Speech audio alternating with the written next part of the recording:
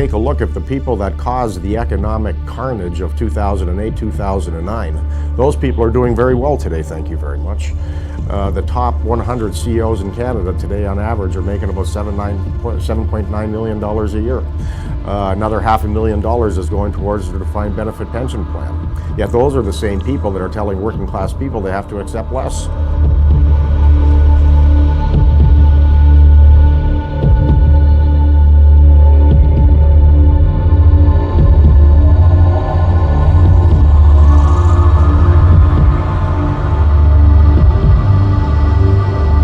C'est la population qui n'est pas syndiquée, qui ne réalise pas que les syndicats font en sorte que leurs conditions d'emploi, même s'ils ne sont pas syndiqués, sont meilleures.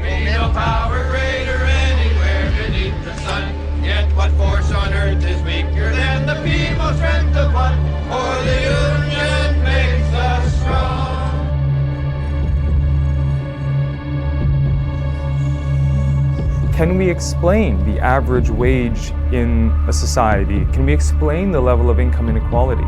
And it's very surprising to me, because I come from an economics background, it's union strength, trade union density that tends to explain the average level of income and the overall level of inequality in a society.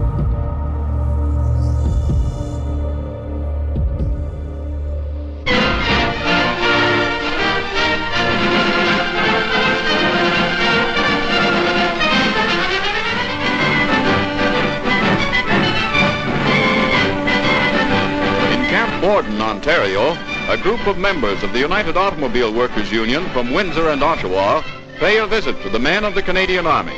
Trading factory overalls for the black coveralls and berets of the Canadian Armored Corps, the workers see at first hand the use made of the machines they themselves have built.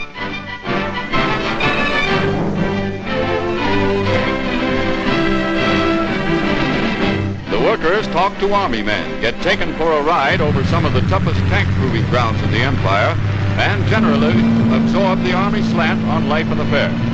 They see demonstrations of the excellent gunnery that is contributing to the winning of the war in France and Italy.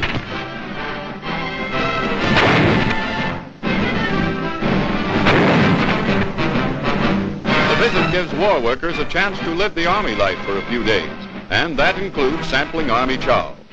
Arranged by the Department of National Defense and the Wartime Information Board, the bugle call replaces the factory whistle for 3 days packed full of interesting experiences. A complete tour of the great training camp gives the workers added incentive to put that last ounce of energy into the production line.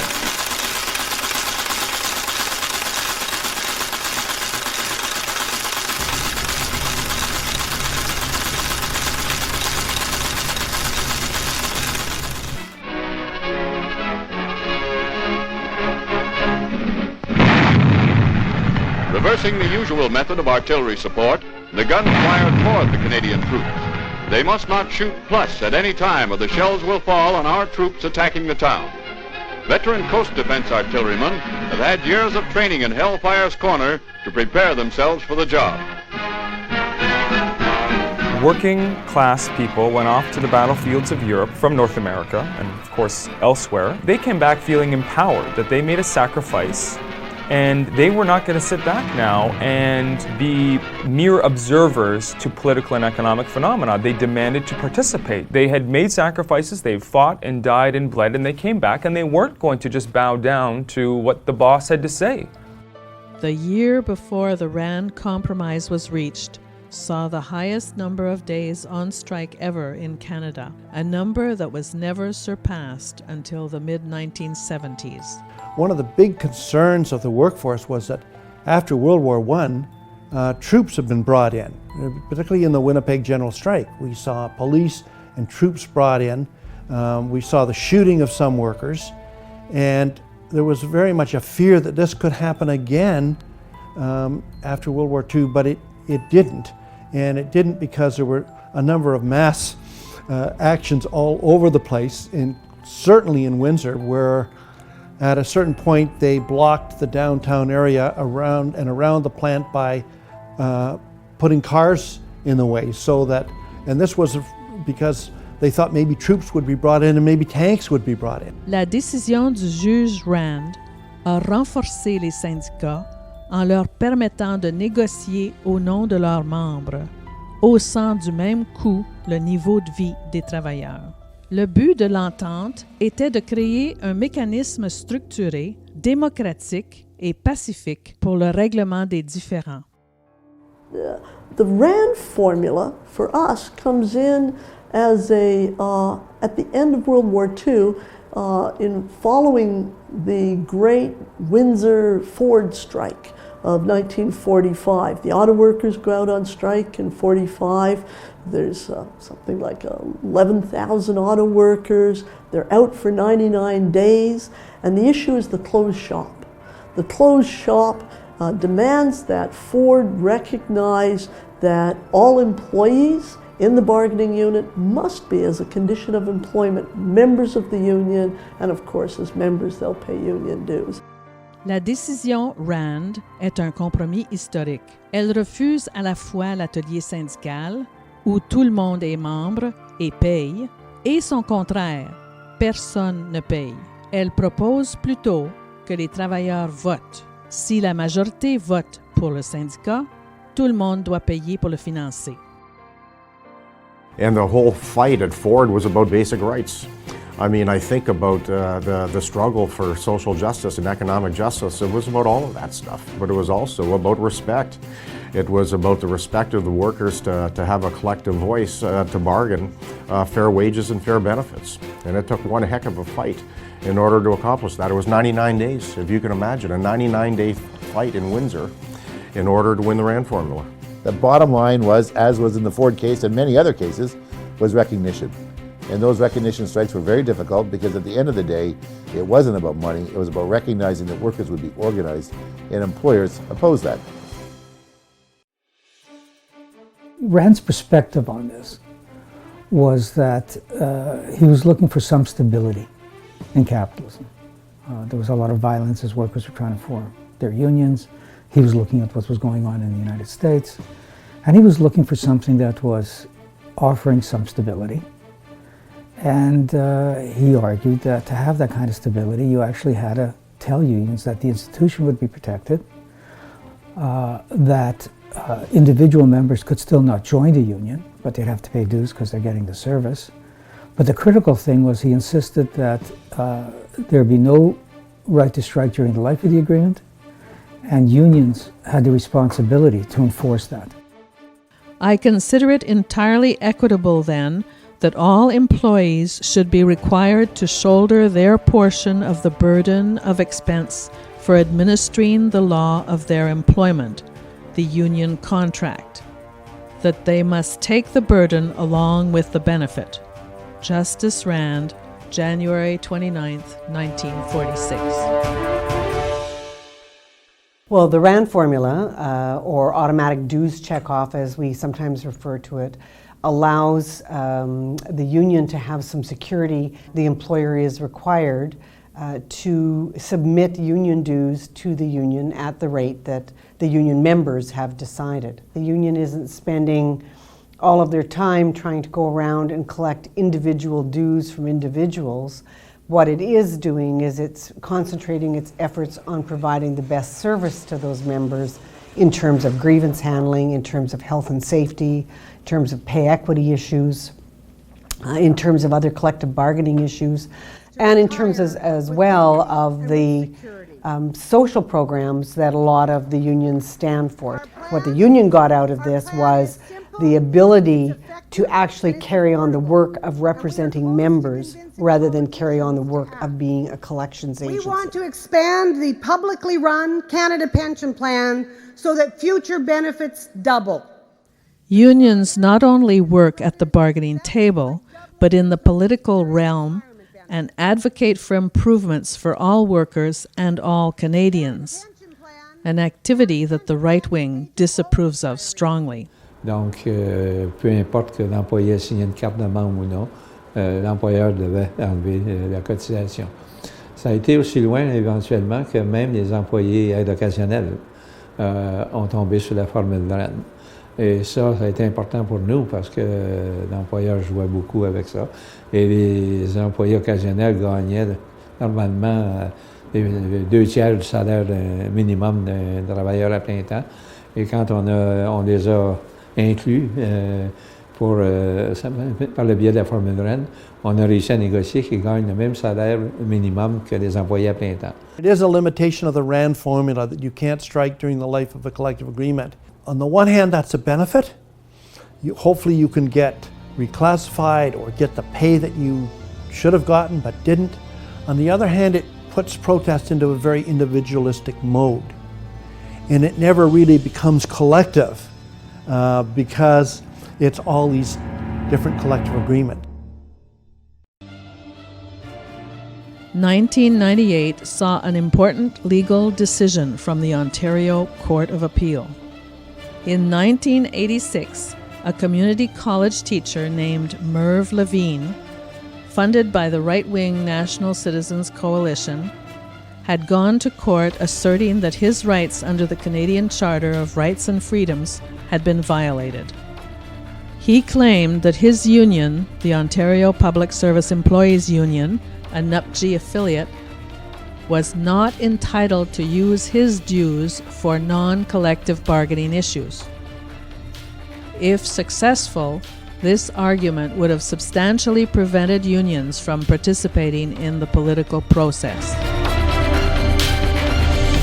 There have been challenges, including the challenge of Levine versus the Ontario Public Service Employees Union, or OPSU. And that was an interesting challenge because he was concerned that the union dues were used for a number of things not directly related to collective bargaining. And the Supreme Court basically decided in favor of the unions. They said that the union dues cannot be separated between political and collective bargaining because political activities on the part of union are as much about union as collective bargaining is. And so therefore he denied Levine's thing. Pour être capable d'amener un revenu social, de protéger les programmes sociaux que nous avons, il faut avoir un impact politique. Parce que qui prend les décisions sur ces programmes-là, ce sont les gouvernements. Workers who negotiate and strike have a big long-term impact on income equality and the creation of a middle class. The late 1970s was the turning point in union growth and trade union strength, and it was the turning point in inequality as well. We reached the lowest level of income inequality in our modern history in 1977, the same year that the Trudeau wage and price controls came into effect. The governments have basically been working in partnership with business to suppress the right to strike. And from their perspective, a strike is inconvenient. A strike does pose an inconvenience to customers, to other groups in society. That's true. But people fail to recognize the progressive role that strikes have in building the middle class. Moi, j'étais pas là en 65, mais c'est évident qu'historiquement, 65, ça a été comme l'événement fondateur de notre syndicat. Parce que dans les faits, on était sous un ministère et là, on affirmait clairement qu'on pouvait ou qu'on devait défendre les droits des travailleurs et des travailleuses. Donc, c'est une grève qui a permis la création de notre syndicat et nécessairement de développer une force face au gouvernement pour améliorer les conditions de travail. Alors, il est venu un moment où on a obtenu, une fois qu'on a eu, après la grève de 1965, on a signé une première convention en 1968 et à partir de là, on a eu le droit d'avoir la cotisation enlevée sur la paie des employés. In Canada, there was still a lot of militancy through the 70s. And the women's movement was growing. And the flag strike was very much a strike about women who were trying to form a union in horrible conditions. I mean, these were rat-infested plants. There was harassment, sexual harassment from management against the women. There were, a small number of toilets. People didn't have, had to wait in line for toilets. It was horrible conditions. And this strike had the largest show of police force in Ontario history at that point. So the flex strike was very important, and then it actually led to legislation. They just didn't want to see this kind of thing happening again. So by the early 80s, it took a while, they officially put it into law that the dues checkoff would be there if you had the majority voted for a union. Au fil des ans, la formule rand est devenue la norme juridique partout au pays. Vous savez, au Québec, moins de 1% des conflits se terminent par une grève. Puis ce qui est extrêmement frustrant, c'est lorsque ça arrive, bien, c'est de voir des gouvernements qui viennent s'ingérer. Et là, moi, je vous parle de fonctionnaires fédéraux, mais il faut aussi penser à des sociétés d'État. J'ai vu les gens d'Air Canada, les postiers. Le gouvernement n'aurait absolument pas dû intervenir dans ces conflits-là.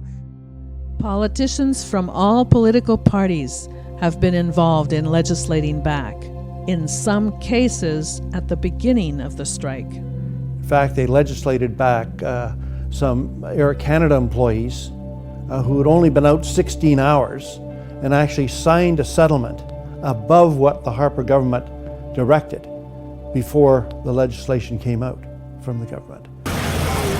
There's a real right-wing push out there.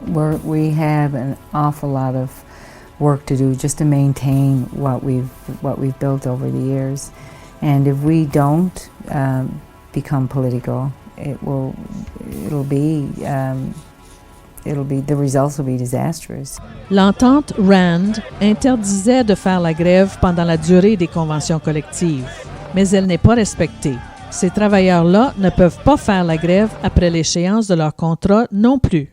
In terms of the Wagner Act and the Rand formula, I guess what I would emphasize is that people think of the American labor movement as weak and co-opted. But at that moment in the 30s, they were really leading. You know, it was the CIO and the sit-downs that were inspiring Canada. And a lot of the early legislation was much more progressive in the United States through the Roosevelt New Deal and much more conservative in Canada. Aujourd'hui, les syndicats et la formule RAND sont victimes de l'américanisation du débat politique au détriment de notre culture du compromis et de la prospérité. Researchers have shown that about 1/3 to 1/5 of the income inequality that they've seen in the United States, which is extreme by Western standards, is attributable to the decline of labor unions. If weak labor unions made a society more industrially dynamic and more socially healthy, the United States would have the most robust middle class in the world and would have the highest levels of human development.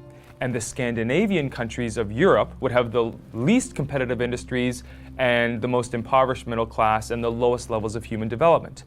The opposite is true. Bon, donc ce qu'ils ont fait, c'est qu'ils ont commencé à ouvrir des usines un peu partout dans le monde pour exploiter davantage les travailleurs et travailleuses. Si c'est pas au Canada, en Amérique du Nord, ben on le fera ailleurs, pourvu qu'on paie le moins cher possible, pourvu qu'on ne soit pas obligé d'amener des normes de sécurité qui font en sorte qu'on dépense de l'argent pour protéger ces gens-là. Those who oppose rent formula, or those who want to end rent formula, are people who do not like unions.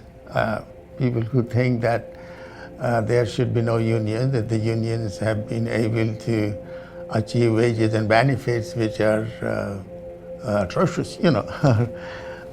That, you know, everybody should be working for employers that provide very low wages and very few benefits, yeah. But I think what's, again, more dangerous is how there can be reinterpretations of the law and how there can be hollowing out in other ways. So governments come at this, maybe not head on, but in sort of a side door.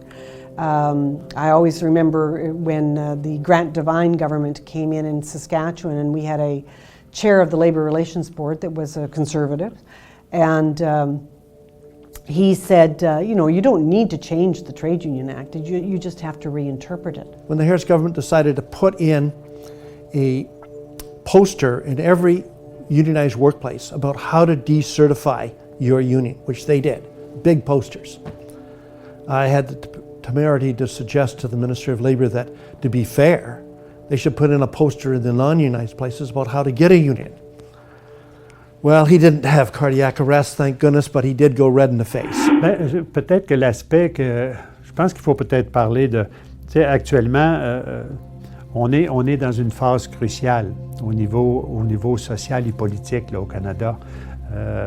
Donc, on a vu comment, au niveau de l'Ontario, donc le mouvement ouvrier, entre autres, a mené une lutte, a fait front commun face à Wodak qui voulait effectivement attaquer les droits des travailleurs et des travailleuses. Well, what clearly changed Tim Hudak's mind was defeat. He ran a whole campaign on the RAND formula. He ran a campaign on turning Ontario into a right-to-work province, a right-to-work-for-less province, I would suggest.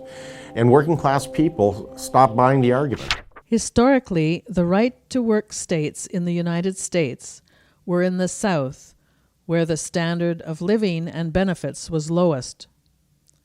As more states have adopted the right to work, their standard of living has gone down as the rate of unionization or union density has decreased. Pierre Poilievre recognizes the power of unions. It recognizes the power of union members, I might say, because it's not the union, because it's the members that make up the union. And I think that him and his party would like to take away that power. I think it scares them.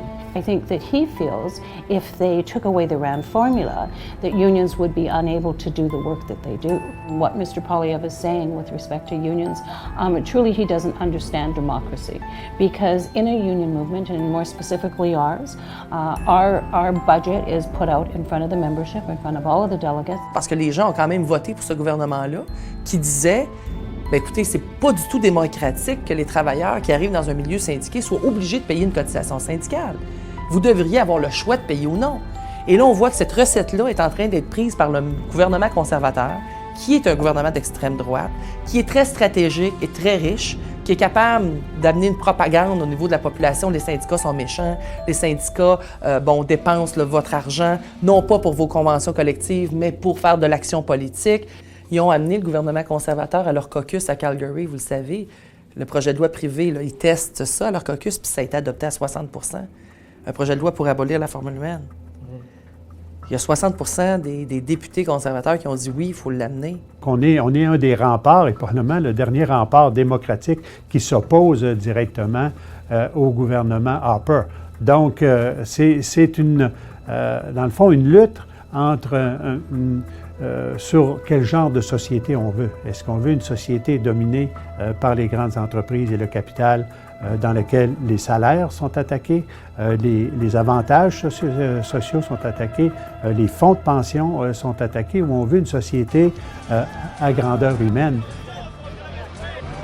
Ce n'est pas parce qu'un syndicat a une certaine sécurité financière qu'il cesse d'être militant.